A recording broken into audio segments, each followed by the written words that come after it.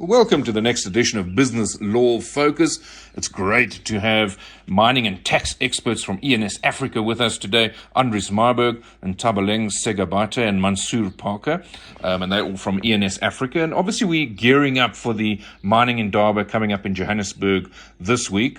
And it's happening this week. There'll be a lot of interest around that and a lot of developments in the mining space right now. One of them, of course, being the energy impact. The minister will be speaking at the Indaba, so there'll be a lot of eyes on what's happening. But this is a key industry for South Africa. And we wanted to delve into some of the key topics today. And it's great to have, such a nice broad team of experts with us in the studio. And maybe if we can start with Andries, who I know has been on the show before, and all of you have written for us at Business Day.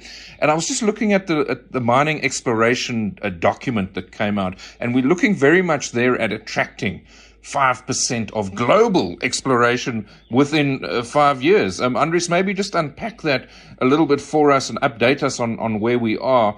I know the process itself is, it's just a document as a guide at this stage.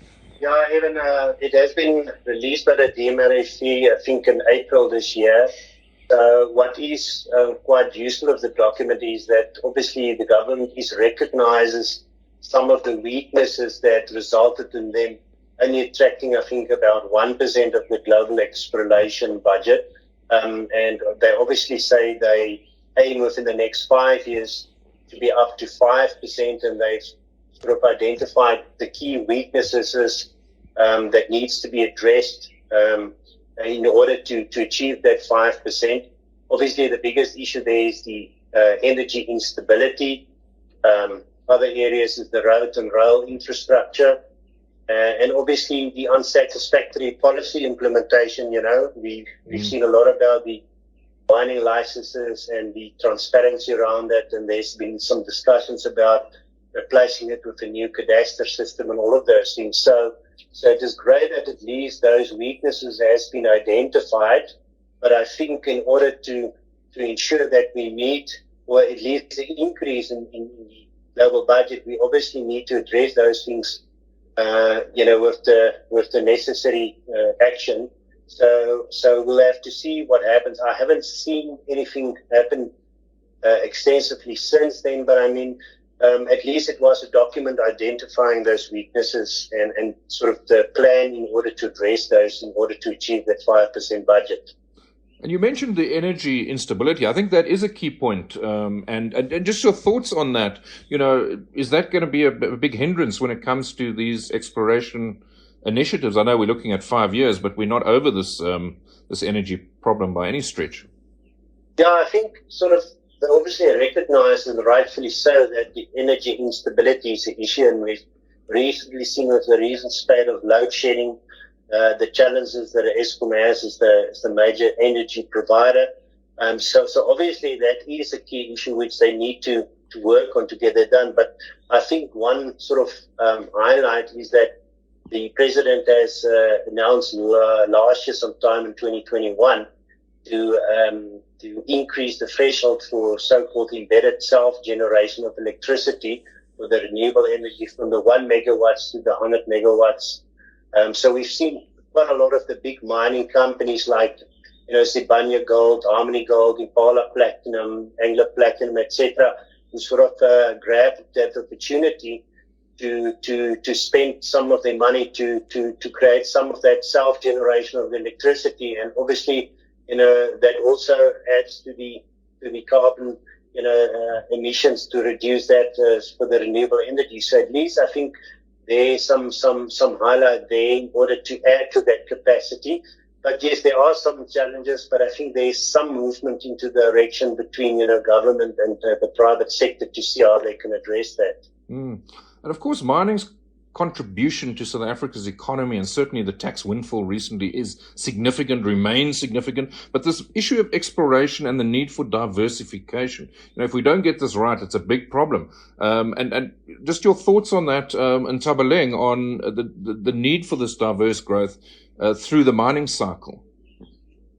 Yes, Evan, the windfall in the past tax year came about as a result of commodity price boom. Yep. Now, because of the cyclical nature of the commodities markets, it's all swings and roundabouts. So it can't be expected to subsist for very long periods of time.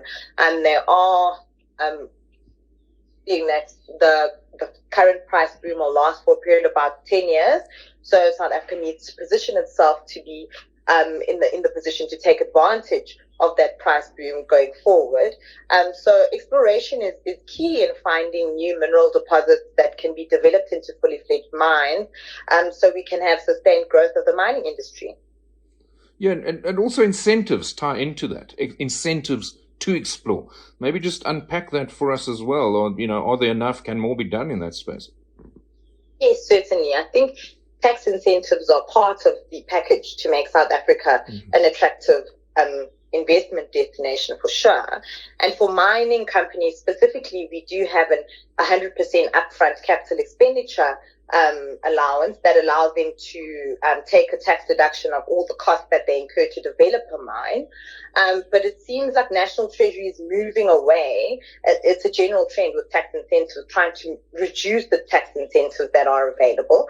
And the Davis Tax Committee actually recommended that this upfront allowance be taken away and be replaced with a more staggered allowance over maybe a period of 4 years or so, which is similar to what's granted to manufacturing companies. So we are seeing that there is a general move away from tax incentives. So we don't know if, how long the tax incentive will be around, if they will make amendments, or, if it will be kind of changed in some way or other.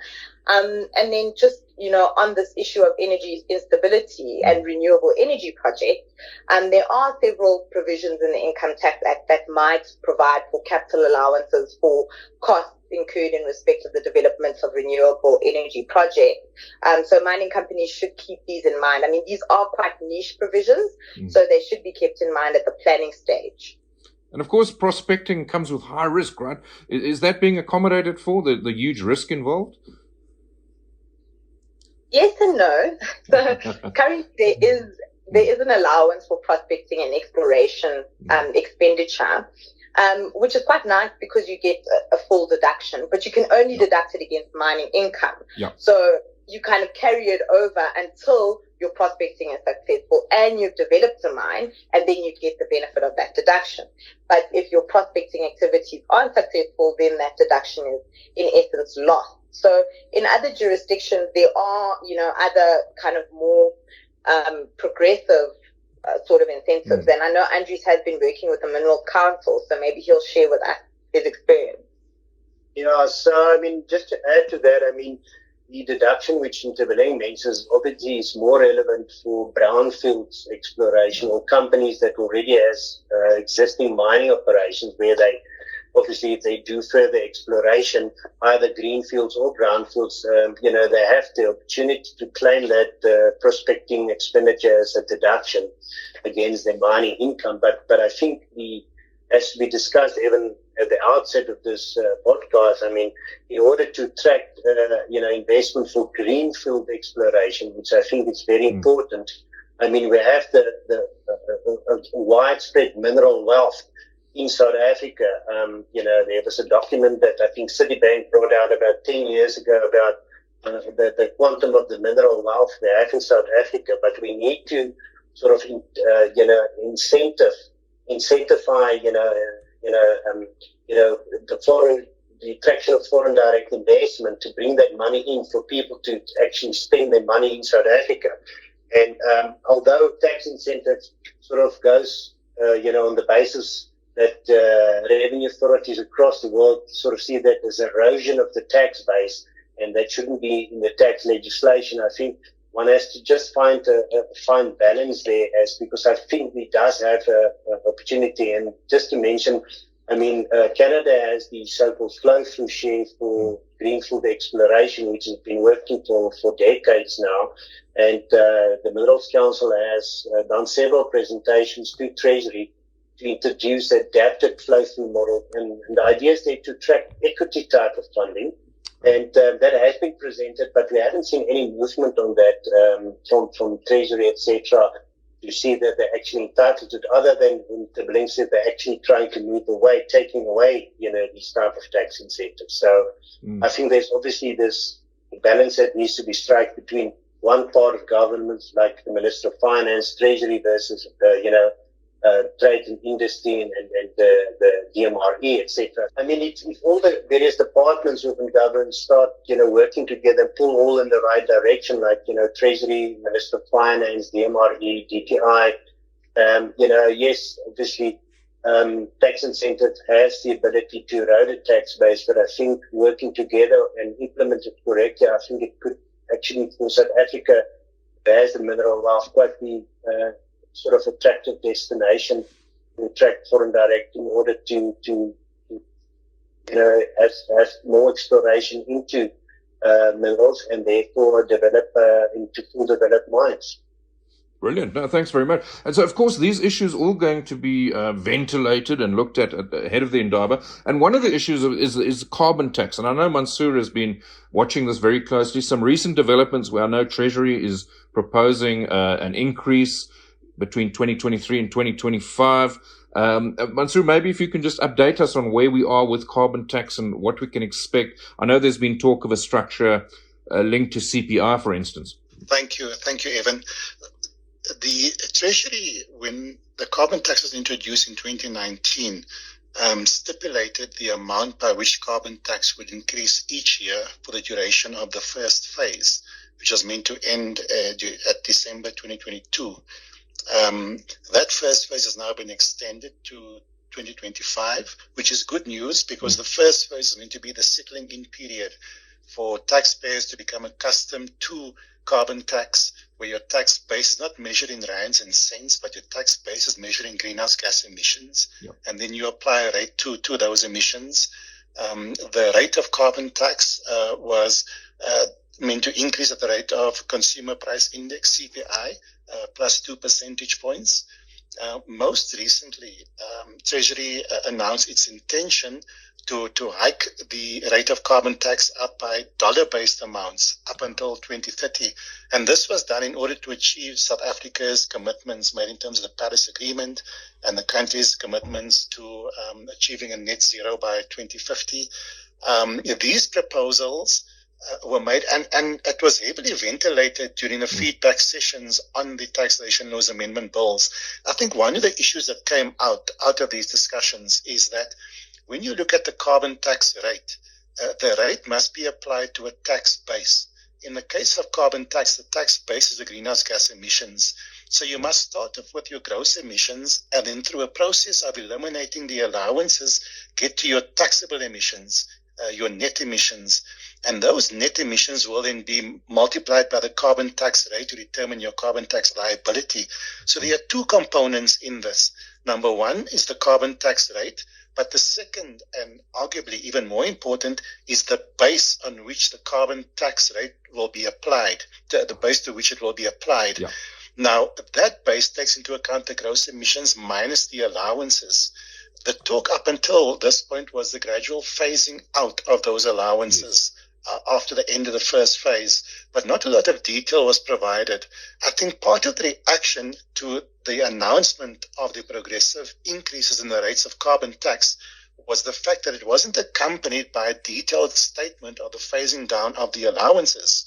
What Treasury did say in the reactions to the commentators on the rate increases is that Treasury will produce a paper in 2023 on those tax-free allowances and how they will be dealt with, and there'll be a common period on that. And I think that's really good news for entities affected by this. And Treasury also announced that there are sectors which are hard to abate, such as iron and steel, chemicals, where they might not be able to move away from the current processes, because there seems to be a knee-jerk reaction is that if you're in a high-emitting sector, then you move over to renewables, you move over to green energy.